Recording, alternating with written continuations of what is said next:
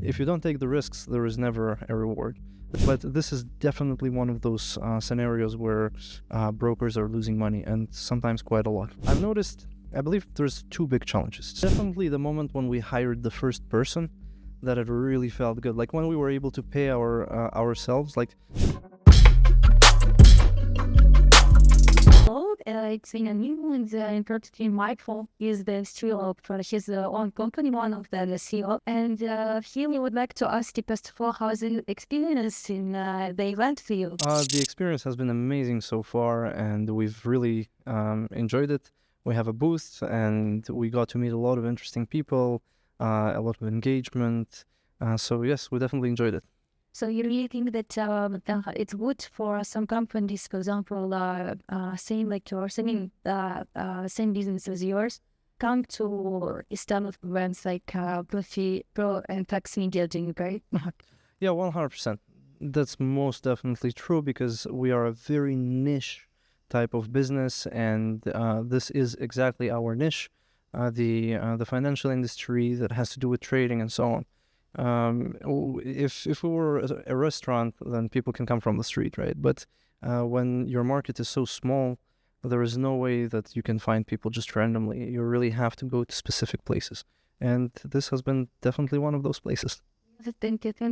Michael, when I ask you, like, how did you operate your company? How it starts to what it starts? Even was beginning. Well, I always wanted to have my own company, and when I was working for others,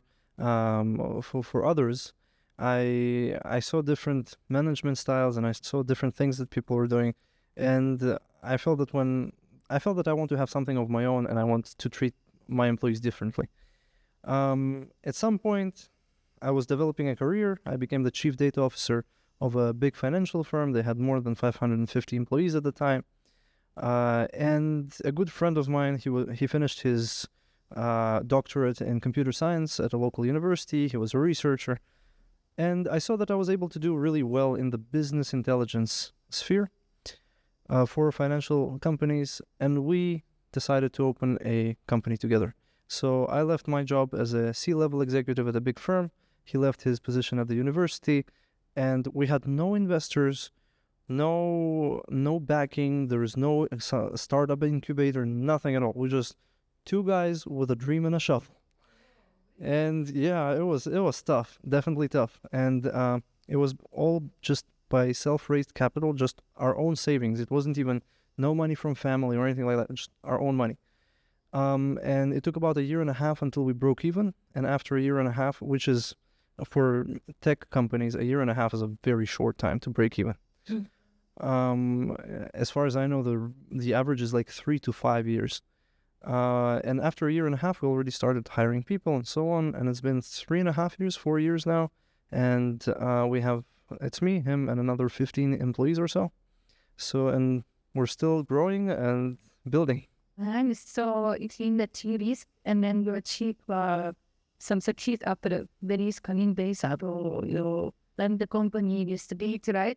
Yeah, 100%. It was risky, and if you don't take the risks, there is never a reward. The same goes with trading, as we all know, that you have to risk something, otherwise there's no reward. But at the same time, it's also takes a lot of hard work and effort. It's an endless amount of work, and sometimes you don't see rewards for a very long time. And I believe it's the same also for our industry as traders, for example. I believe that you cannot become a super successful trader by investing half an hour a day. Like, it's a lot of hard work. You really need to learn, and sometimes the results don't come in until much later. And then just the period of the time when you start your own business, when first time you feel, okay, there is some results coming for it, some success first season, when did you feel that?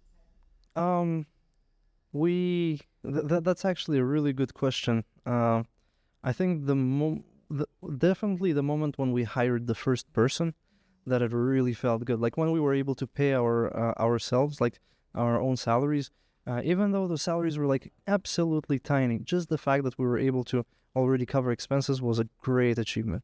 Then being able to hire even one person, suddenly you have an employee, again, absolute game changer.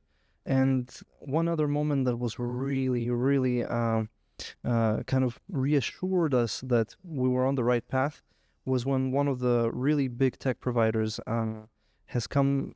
They've reached out to us. We didn't go to them. They've reached out to us, and they wanted to see what product we have, because we can integrate with, because we're so flexible, we can integrate with any platform. That platform provider came to us and they said they want to see what we have and to do some kind of a press release together and so on. And then we kind of, that's when we realized that maybe we're on the right track. Yeah, finally. It is nice, it's always nice to hear the stories of you can succeed of the business and the brand. But now we know that you're professional, you succeed, and you're here, you've ProFX videos, the exhibition. So we'd like to ask you, what would be one of the challenges that brokers are facing recently?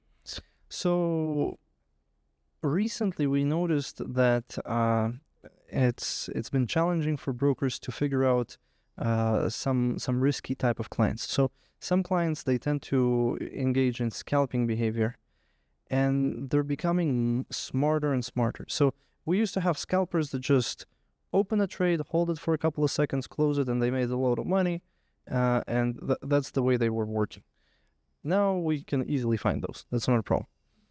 Most brokers are finding those without any difficulties.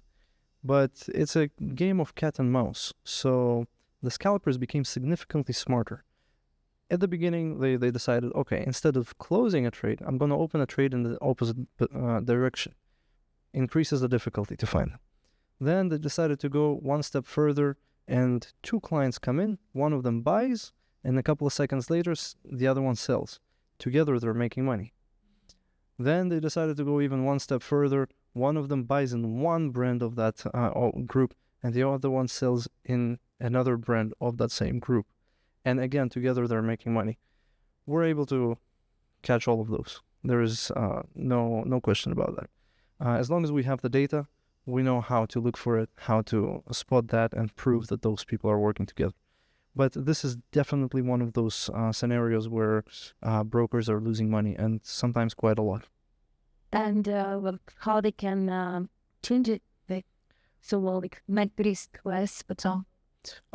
Very simple. They give us access to those trades, to the data, and we run all the calculations.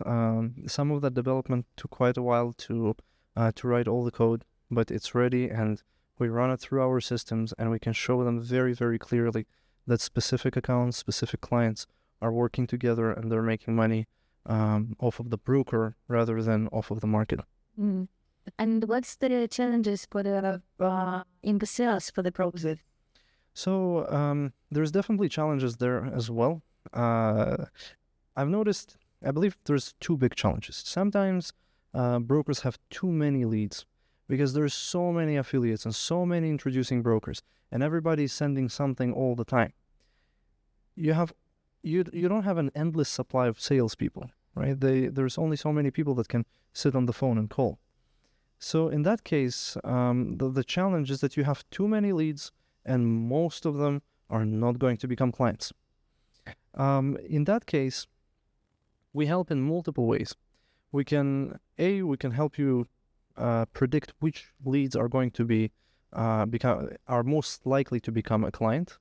We don't need any personal client data, so we don't want emails, we don't want phone numbers, we don't want names of those clients, because God forbid if something happens and you have some kind of data leak, you always know it has nothing to do with us because we don't have the data.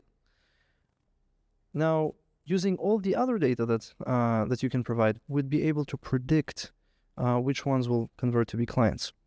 Now, you're still left with a lot of leads.